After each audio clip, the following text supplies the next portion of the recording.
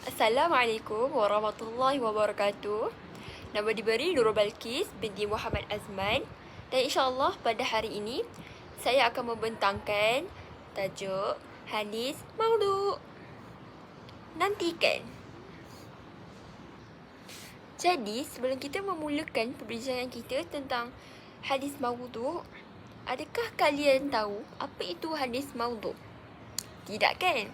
Jadi saya akan terang apa itu hadis maudhu'.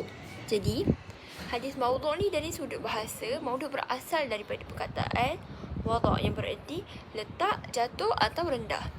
Oleh itu hadis maudhu' dinamakan demikian kerana kedudukannya yang rendah. Okey. Jadi menurut maksud hadis maudhu' daripada sudut istilah pula kita dapat jelaskan melalui yang pertama, hadis yang diriwayatkan oleh perawi yang dusta. Yang kedua, khabar yang direka-reka dan disandarkan kepada Nabi Muhammad SAW atau sahabat atau tabi'in secara dusta, ekoran dan ada muslihat yang tertentu. Jadi yang ketiga adalah hadis dicipta dan dinisbahkannya kepada Nabi Muhammad SAW, sama ada pendustaan itu dilakukan secara sengaja ataupun tidak sengaja. Jadi, kita dapat rumuskan bahawasanya seseorang perawi tu mesti pernah diketahui sama ada dia pernah berdusta ataupun tidak dengan menyandarkan riwayatnya tu kepada Rasulullah SAW walaupun hanya sekali sahaja dalam seumur hidup. Maka riwayatnya tu tidak dapat diterima dan hadis yang diriwayatkannya tu ditentukan sebagai hadis maudhu' ataupun sebagai hadis palsu. Jadi itulah apa itu hadis maudhu'. Jadi sekarang ni kita dah tahu apa itu hadis maudhu'. Jadi seterusnya kita masuk kepada sejarah kemunculan bagaimana boleh wujudnya hadis maudhu' itu sehingga sekarang. Jadi yang pertama, hadis palsu mulai tersebar pada selepas zaman Khulafa' Ar-Rasyidin. Oleh itu sememangnya ada beberapa golongan tertentu yang sengaja mencipta dan menyebarkannya dalam kalangan umat Islam demi memuaskan nafsu mereka dan juga menimbulkan huru-hara seperti golongan Al-Rafidah yang merupakan sebahagian daripada Syiah. Yang seterusnya, menurut ahli sejarah, bermula kemunculan hadis palsu, ekoran tercetusnya fitnah dan pertelingkahan antara penyokong Saidina Ali dan penyokong Muawiyah yang berpunca daripada isu politik, kemudian tersebar kepada isu agama. Seterusnya, golongan yang mula-mula melibatkan diri secara langsung dengan penciptaan hadis palsu ialah Al-Rafidah yang merupakan pecahan daripada Syiah. Jadi mereka ni, golongan Al-Rafidah ni, mereka mengagung-agungkan ahli bait, contohnya Ali. Jadi mereka mencipta hadis palsu yang ingin menguatkan pendapat mereka dalam politik. Okey. Seterusnya, hal itu sebagaimana yang dinyatakan oleh Ibnu Hajar, banyak hadis palsu yang dicipta oleh golongan Al-Rafidah. Seperti contohnya, hadis tentang kelebihan Ahlul Bait. Mereka juga mencipta hadis tentang kejahilan Ahlus Sunnah wal Jamaah. Jadi sebabkan atas dasar politik tu, mereka menyebabkan permusuhan antara yang menyokong Ali dan juga Ahli Sunnah wal Jamaah. Jadi sehingga kan mereka menggelarkan Ahli Sunnah wal Jamaah ni sebagai orang yang jahil. Jadi mereka mencipta hadis untuk menguatkan, hadis palsu untuk menguatkan pendapat mereka itu. Jadi daripada situlah berlakunya titik tolak isu dan faktor politik dan melahirkan golongan yang mencipta hadis palsu yang bertujuan untuk memihak kepada golongan-golongan yang disokongnya atau aliran pemikiran yang mereka pegang. Oleh itu, ia menyebabkan bercampur aduk dalam Islam antara hadis palsu dengan hadis sahih. Jadi disebabkan mereka ni nak menang, nak kuatkan pendapat diorang cipta hadis palsu dan menyebabkan kesannya pada hari ini berlaku campur aduk antara hadis yang maudhu', hadis palsu dan juga hadis sahih. Jadi itulah antara kesan daripada sikap ataupun perbuatan mereka ni. Jadi seterusnya, antara bukti dan fakta yang menunjukkan mula terjadinya pemalsuan hadis ni dapat difahami daripada kata-kata Muhammad bin Sirin, iaitu para ulama hadis sebelumnya tidak bertanya tentang sanad. Tetapi apabila terjadi fitnah, iaitu pertelingkahan antara umat Islam, mereka berkata, sebutkan kepada kami nama-nama perawi-perawimu. Kerana apabila didapati yang menyampaikannya itu adalah seorang ahli sunnah wal jamaah, maka hadisnya diterima. Tetapi apabila yang menyampaikannya itu adalah ahli bid'ah ataupun yang kita panggil golongan yang mengada-adakan, maka hadisnya ditolak. Jadi disebabkan berlakunya pertelingkahan tadi, jadi dia menyebabkan para ulama-ulama sebelum ni mereka ambil langkah berjaga-jaga dengan menanyakan seseorang itu tentang mana sanadnya, mana yang orang tu dapat hadis tu. Jadi itulah sejarah kemunculan hadis palsu ataupun hadis maudhu'. Okay, jadi tadi kita dah dalami macam mana ataupun sejarah kemunculan hadis palsu. Seterusnya kita akan menelusuri faktor kemunculan hadis palsu. Jadi yang pertama adalah perselisihan politik. Jadi contoh macam kita nampak perselisihan politik tadi antara penyokong Ali dan penyokong Muawiyah. Jadi seterusnya adalah golongan zindik. Golongan zindik ni sama je macam golongan munafik, iaitu mereka ni golongan yang berpura-pura disebabkan rasa dengki kepada umat Islam. Jadi diorang ni cuba sebanyak mungkin untuk mencipta hadis-hadis palsu bagi mengelirukan umat Islam. Dan seterusnya adalah golongan yang fanatik terhadap bahasa, bangsa dan negara. Contohnya macam ada satu hadis maudhu' ni yang dia cakap, dia ada sebutkan 4 kota, antaranya termasuklah Madinah dan juga Mekah. Dikatakan sebagai taman syurga di dunia. Nampak tak? Dia fanatik terhadap tempat, terhadap bangsanya lah, sebab dia nak pada negara, dia nak mengagung-agungkan kawasan di tempatnya. Yang seterusnya adalah mencari rezeki. Macam diorang saja kan, diorang nak pancing orang, jadi diorang pun saja menggunakan hadis palsu untuk nak tarik orang untuk beli dengan dia ke, macam itulah. Jadi seterusnya adalah perselisihan mazhab dan fahaman. Contohnya macam tadilah antara Ali dengan Muawiyah, dan seterusnya macam mazhab-mazhab ada macam contohnya penyokong Imam Hanafi yang bermazhab Imam Hanafi, dia nak mengagungkan Imam Hanafi sehingga dia mencipta hadis palsu yang mengagung-agungkan Imam Hanafi, tetapi mereka merendah-rendahkan mazhab yang lain. Contohnya mazhab Syafi'i, iaitu Imam Syafi'i. Jadi itulah antara faktornya. Dan yang terakhir adalah kejahilan. Kejahilan tu contohnya macam bila orang tak tahu, dia macam mencipta je, macam tu. Tak ada ilmu. Lepas tu yang ke-7 adalah mendampingi pemerintah. Maksud mendampingi pemerintah ni maksudnya macam kalau ada raja, dia macam bodek-bodek, faham tak? Dia bodek-bodek raja tu, dia cipta hadis yang macam kononnya mengagung-agungkan. Contohnya macam ada seorang raja ni, hobi dia tak silap macam tangkap burung. Jadi seseorang tu pun dia cipta hadis yang berkaitan dengan hobi raja tersebut, sampaikan raja tu pun gembira. Nampak memanglah gembira, tapi benda ni merupakan satu dosa lah sebab menciptakan hadis yang palsu. Jadi inilah faktor kemunculan wujudnya hadis palsu. Seterusnya, kita akan bincangkan bagaimana cara untuk mengenali sesuatu hadis tu adalah hadis maudhu'. Jadi terdapat 2 cara, iaitu yang pertama adalah tanda kepalsuan pada sanad hadis tersebut. Jadi terdapat banyak perkara yang dapat kita gunakan untuk mengetahui kepalsuan sesebuah hadis jika dilihat pada sudut sanadnya. Antaranya adalah yang pertama, perawinya adalah pendusta dan hadis itu hanya diriwayatkan olehnya sahaja. Selain itu, tidak ada seorang pun perawi yang siqah meriwayatkan hadis daripadanya. Jadi apa tu perawi siqah? Siqah ni maksudnya perawi yang dipercayai. Jadi bila tak ada pun perawi yang dipercayai meriwayatkan hadis daripada orang tersebut, jadi kita dapat tahulah bahawanya mungkin dia adalah seorang yang pendusta. Jadi yang kedua adalah orang yang memasukkan hadis mengakui sendiri perbuatannya memasukkan hadis tersebut.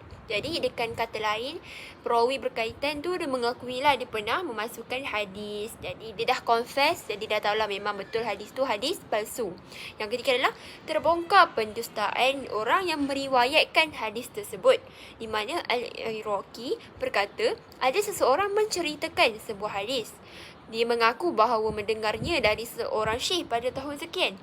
Padahal syekh tersebut telah meninggal dunia tahun sebelumnya. Selain itu, hadis tersebut hanya diriwayatkan daripadanya sahaja. Dari nampak tak? Daripada sanadnya saja, daripada perawinya saja, kita dah nampak ada satu masalah, iaitu dia tak pernah berjumpa pun dengan syekh tersebut dan hanya dia seorang saja. Jadi bila nampak masalah tu, maka itulah hadis yang palsu. Yang keempat pula adalah ada bukti kukuh yang menunjukkan perawi hadis tersebut adalah seorang pendusta.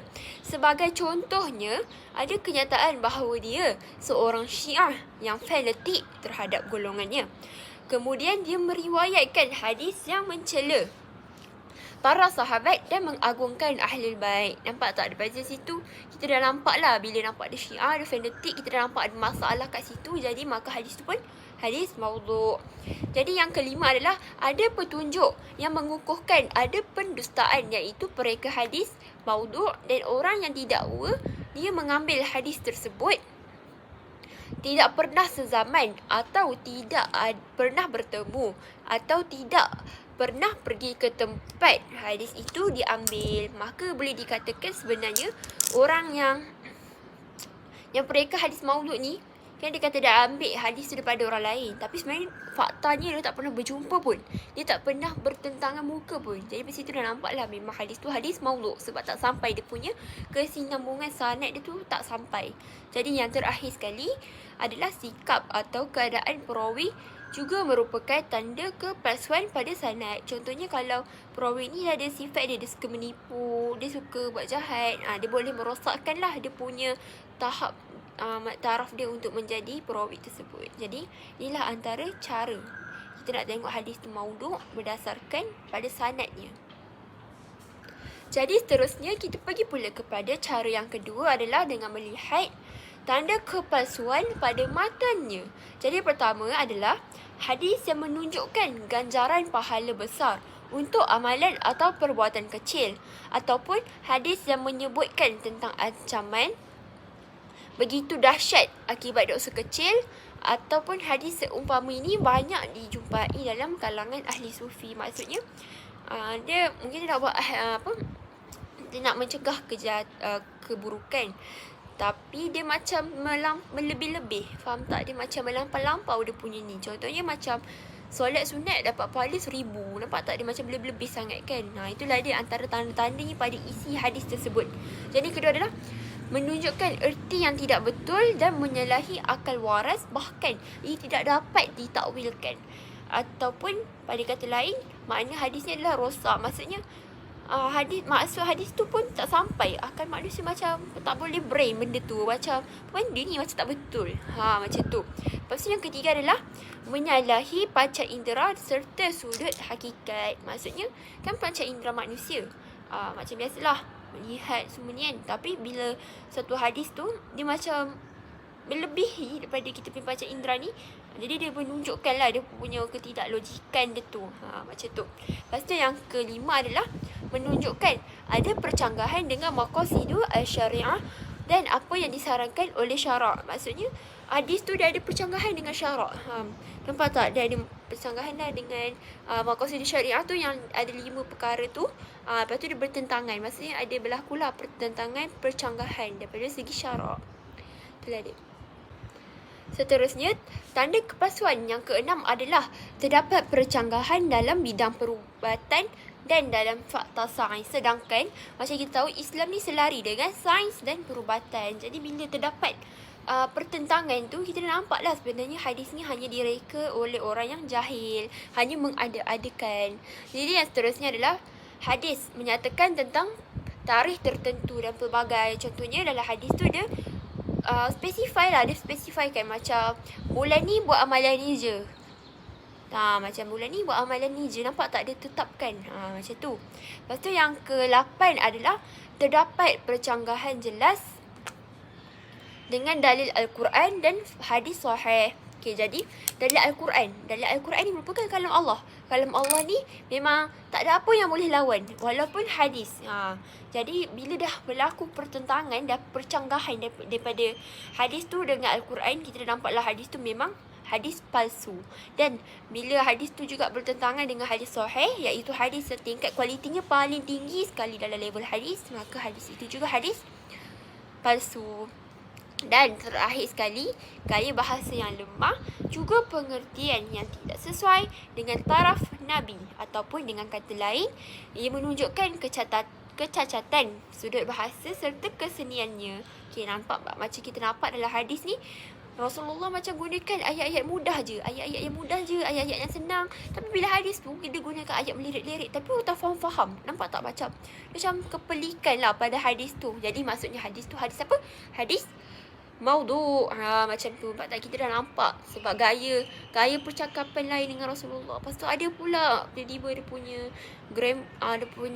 punya tata bahasa Arab dia tak betul lah. Nampaklah dia tu saja membuat hadis tersebut. Okay, jadi kita dah belajar dah macam mana hadis maudhu' tersebar, macam mana ni. Jadi kita akan belajar pula apa kesan daripada penyebaran hadis maudhu' ni. Jadi yang pertama adalah dapat merosakkan akidah umat Islam. Yang kedua, merosakkan imej Islam. Yang ketiga, merosakkan usaha dakwah. Contoh macam dakwah yang dibawa oleh Rasulullah SAW dan para sahabat telah rosaklah akibat penyebaran hadis-hadis palsu ni, yang dapat menyebabkan pergaduhan, dapat menyebabkan penipuan dalam amalan. Lepas tu seterusnya, menyebarkan perkara karut, menyebabkan perkara yang tak logik, faham tak? Benda yang pelik-pelik. Lepas tu yang kelima, melemahkan umat Islam daripada segi amalan, pendidikan, pemikiran dan ekonomi. Contohnya macam amalan tu, dia suruh buat benda pelik-pelik, kan dah lemahlah umat Islam, nampak tak? Contohnya macam daripada segi pendidikan, macam dia kata yang mungkin ada hadis yang kata yang orang perempuan ni tak boleh belajar, orang perempuan ni tak boleh keluar pada rumah, orang lelaki je. Nampak tak? Dia dah lemah, dia dah melemahkan masyarakat umat Islam daripada yang perempuan, dan dia dah merendahkan martabat seseorang perempuan itu juga pada masa yang sama. Okay, jadi yang terakhir sekali adalah menggalakkan permusuhan. Contohnya macam tadi kan, macam mana wujudnya hadis maudhu' ni bermula dengan politik. Jadi bila orang macam tu ni, nampak tak, dia walaupun kita ni sesama umat Islam, tapi bila terpecah kepada pelbagai bahagian, nampak tak, dia permusuhan itu berlaku antara umat Islam sendiri. Itulah dia kesan penyebaran hadis maudhu'. Jadi kita dah belajar apa semua kesan, apa semua ni. Kita nak tahu apa tu usaha yang dilaksanakan oleh golongan muhadisin dalam mengekang ataupun membanteras penyebaran hadis maudhu' ini.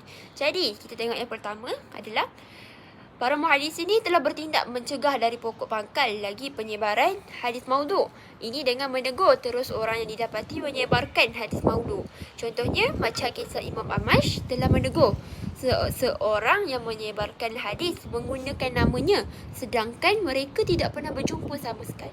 Macam contohnya, memang daripada zaman dulu kan, memang zaman dulu para tabi' ni, diorang memang dah awal-awal lagi diorang dah cegah dah penyebaran hadis palsu ni.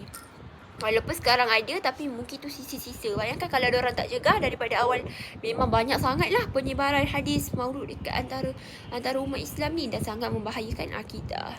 Maksudnya macam kalau diorang dengar je, contoh ada orang ni kan, dia sebarkan hadis, tapi hadis tu dah disebut nama orang tu, tapi waktu tu orang tu tak ada pun, dia tak pernah berjumpa pun. Nampak tak? Dekat situ dah berlaku dah kecacatan daripada segi sanadnya.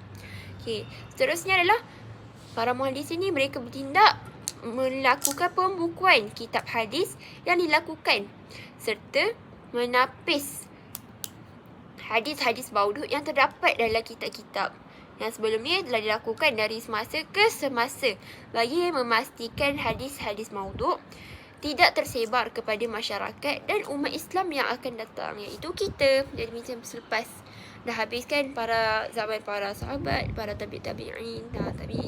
Jadi inilah usaha yang dilakukan mereka, iaitu mereka melakukan pembukuan buku hadis. Contohnya macam saya dah belajar, iaitu kitab Ihya Ulumuddin. Contoh macam kitab Ihya Ulumuddin ni pun dia daripada yang pertama pun dia ada berlaku perkembangan yang di mana mereka mengasingkan mana hadis sahih, mana hadis dhaif, mana hadis hasan, mana hadis maudhu', iaitu mereka mengasingkan. Dan kalau diorang jumpa, dia akan buang. Lepas tu dah ni lagi akan generasi akan datang akan tapis lagi buku tu sehinggalah diorang dapat klasifikasikanlah mana hadis yang maudhu'. Jadi bila diorang jumpa hadis maudhu' tu, mereka pun buang terus daripada buku tu untuk elakkan daripada tersebarnya kepada kita sekarang. Jadi ini adalah antara usaha ataupun alternatif yang diambil oleh para muhadisin bagi melindungi akidah umat Islam daripada kita bercampur dengan hadis palsu. Jadi tadi kita dah belajar macam mana cara nak kenal hadis maudhu'. Jadi disebabkan sekarang ni perkembangan teknologi yang maju dan perkembangan IT, sekarang ni kita ada kemudahan untuk nak kenal ataupun kita nak semak sama ada hadis tu berstatus hadis sahih, hadis hasan, hadis dhaif ataupun hadis maudhu'. Jadi saya akan ajarkan macam mana, dan saya akan menggunakan satu aplikasi yang bernama semakhadis.com. Okay, jadi yang pertama kita buka apps ni dekat Chrome. Okay, bila kita dah buka, kita search nama dia, semakhadis.com. Kita tekan. Okay, lepas dah tekan, kita search je hadis apa yang kita nak tahu statusnya. Contohnya macam sekarang saya nak tahu status hadis kelebihan bulan Rejab. Okay, kita search kelebihan bulan Rejab. Okay, kita pun cari. Kita tunggu sampai dia keluar. Baca atas tu, semak sebelum sebar. Okay, jadi dah keluar. Kita tengok, kita boleh scroll, kita boleh pilih hadis mana yang kita nak tahu statusnya. Okay, contohnya saya nak pilih saya nak tengok status hadis yang ni. Sebab kita selalu dengar kan tentang kelebihan bulan Rejab ni, yang orang selalu ni. Okay, jadi contohnya macam hadis yang pertama ni, kelebihan bulan Rejab berbanding bulan-bulan lain. Okay, jadi dia ada inilah teks bahasa Arab, teks hadis tu, dan dia ada maksud hadis tu juga. Dan dia ada menyatakan, dalam apps ni dia menyatakan status hadis tersebut. Dan macam kita boleh nampak dekat sini, status hadis kelebihan bulan Rejab ni adalah palsu. Dan dekat sini kita boleh baca komentar ulama atau pengkaji hadis. Tengok apa pandangan para pengkaji hadis ni. Macam situ nampak qala Ibnu Hajar maudhu'. Okey. Lepas tu kat sini juga apps ni dia ada sertakan rujukan. Jadi ini sangat baguslah untuk kita orang luar yang tak tahu ni. Bila kita nak cari rujukan, jadi kita boleh gunakan apps ni yang bersertakan rujukan. Mana dia dapat, mana dia tahu hadis ni adalah hadis yang palsu. Makluman ini okay, biasanya kita nampak lah. Okay, kita try lagi satu. Kita back balik, kita masukkan tajuk baru. Contohnya saya ada dengar tadi dekat TikTok tentang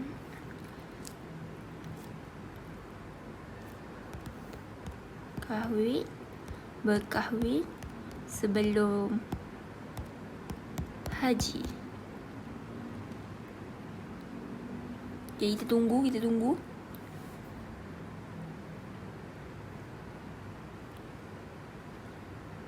Okay, dah keluar. Kita pilih je mana hadis yang kita nak tahu statusnya ataupun yang kita dengar tadi. Okay, contohnya saya pilih yang ni, menunaikan haji sebelum berkahwin. Okay, tengok kat sini. Dah ada bagi teks bahasa Arab ataupun hadis yang kita dengar tu dengan teks bahasa Malaysia. Dia terjemahkan balik dan bagi tahu apa itu statusnya. Dan status hadis ini adalah palsu. Dan juga terdapat apa komen ulama kenapa hadis ni palsu. Jadi kat sini kita boleh ni lah, kita dapat tahu, kita dapat semak semula hadis yang kita dengar lebih baik. Contohnya macam di ceramah-ceramah di masjid, contohnya ceramah-ceramah di TikTok, di YouTube yang sering kali kita dengar. Kalau kita nak tahu kesahihan hadis tersebut, kita bolehlah ceknya. Contohnya dalam, terdapat banyak aplikasi, tapi saya pilih aplikasi semakhadis.com. Contohnya yang ni. Tengok, hadis yang ni pun sama. Hadis ni status dia palsu. Hadis ni dia punya matan tu dia berlainan, tapi maksud dia tu sama. Maksud yang disampaikan tu sama je. Kita nampak lah kat sini, dia punya ni palsu. Jadi bila dah siap tu, jadi inilah dia cara kita nak gunakan antara kemudahan teknologi yang boleh kita manfaatkan. Contohnya kat sini tu nampak dia, semak sebelum sebar. Jadi sekian, terima kasih.